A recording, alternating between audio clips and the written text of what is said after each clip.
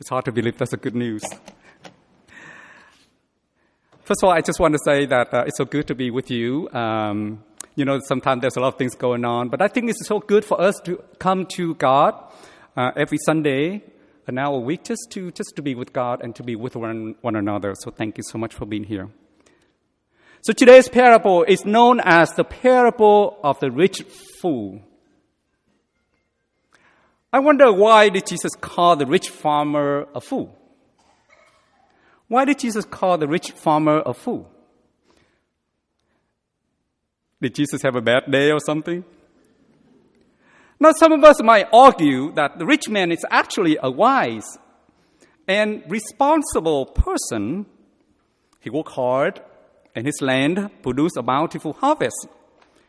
The harvest was so bountiful that he did not have enough storage space to store his harvest.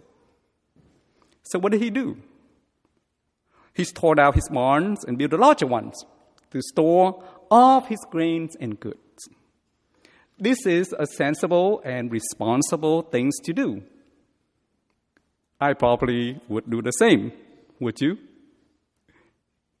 If the rich man in the parable lives in our country, in the U.S., he might be on the television, Fortune, or business magazine. Our politician probably used his story to highlight the success of American dream. If you work hard, you will become rich, and you should save your possessions in your banking account. And people would probably recognize him, the rich man, as intelligent and genius. But Jesus called him a fool. Why did Jesus call him a fool? Why did Jesus call him a fool? Now, some of us might think that Jesus seems not in touch with reality. Is he condemning the people working hard and have a bountiful harvest, and is he condemning to store your harvest? Or, even worse, contradicts himself.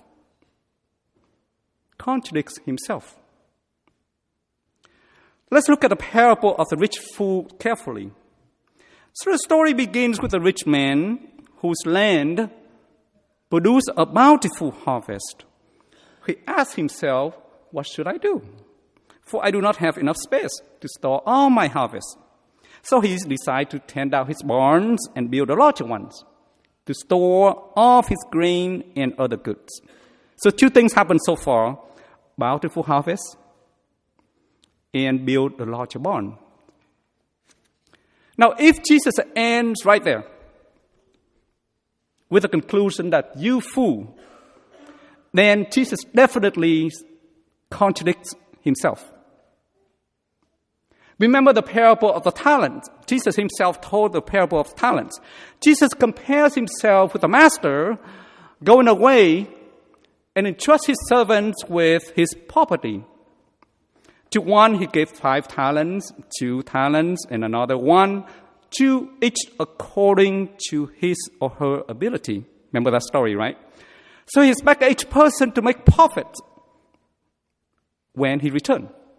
So after a long time, the master came back and collected his profits. A person with 5 talents, remember that? He gained 5. A person with 2 talents, he gained 2. But the person with 1 talent, what did he do? He buried his talent and makes none.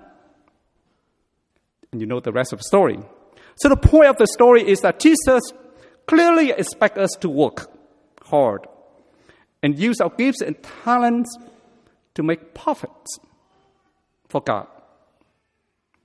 So going back to the parable of the rich fool, if Jesus called the rich man, the rich farmer, you fool, right after he built the larger barns to store all of his grains and his goods, then Jesus definitely contradicts himself, or not encourage us to work hard and store our goods. There's nothing wrong with the land produce a bountiful harvest. There's nothing wrong with the rich man torn down his barns and built the larger ones to store his goods. So what's wrong? What's wrong with the rich farmer? Why did Jesus call him a fool? It has to do with the next sentence. The rich man said to himself, and I quote, "Now, as for you, you have so many good things stored up for many years. Rest, eat, drink, and be merry." Let me repeat that. Now, as for you, you have so many good things stored for many years, so just rest, eat, drink, be merry. Now, Jesus does not condemn a bountiful harvest or responsible steward, but Jesus does condemn and challenge the mindset and the philosophy of money as the end. Jesus condemns and challenges the mindset and the philosophy of wealth and possession and money as the ultimate end. Money can buy everything. When I have money, I can have everything I want. I am secured. No more worry, no more fears of anyone, no need of anyone. I can even secure my life with my abundant possessions. So rest, eat, drink, and be merry. The philosophy of materialism at the end is so powerful, as you know. If you and I buy in this mindset and way of life, there's many consequences. One of them is we destroy our human definition. The philosophy of materialism as the end defines human and measure our human by what we have. If our definition of worth is defined by what we have, then once we don't have money or wealth or possessions, we are no longer a human. Now, yesterday, San Diego newspaper says a story of Francisco Ramirez and his sister working all day, all years, having wood products in Alta Mesa. And it took them 25 years to build this business, a wooden pallet business. And within a few hours, the Caliente fire burned down everything that they built. All gone. Are they still human person? Second consequence is, if we buy into this mindset and way of life, the second consequence is that philosophy of materialism will destroy all of our relationships. If money is the end and the ultimate value, and is a way for us to measure our relationship, it will destroy our family and friends. I know two sisters used to be really good friends, good sisters. They really love one another so much that they decide to invest in real estate together. They want to do business together. But as you know, 2008, the housing crisis wiped away all of their investment, all of their money. The two sisters' relationship falling apart. And they still blame on each other until today. Third, the philosophy of materialism will destroy our very life, our souls. As the parables reveals, you fool, this night your life will be demanded of you. And the things you have prepared, to whom will they belong? The rich man thought that he can secure everything, including his life, with abundant possessions. Unfortunately, God calls him home, and he cannot carry any of his possessions. Death clarifies what matters most. Death clarifies what matters most. His life is not his own to secure.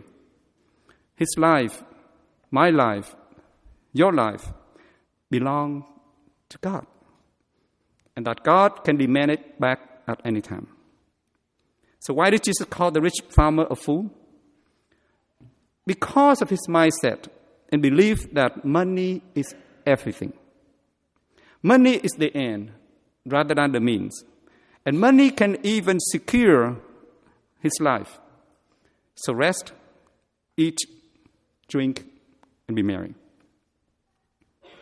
So what is God saying to you and me about our possessions today? I think God's trying to say two things.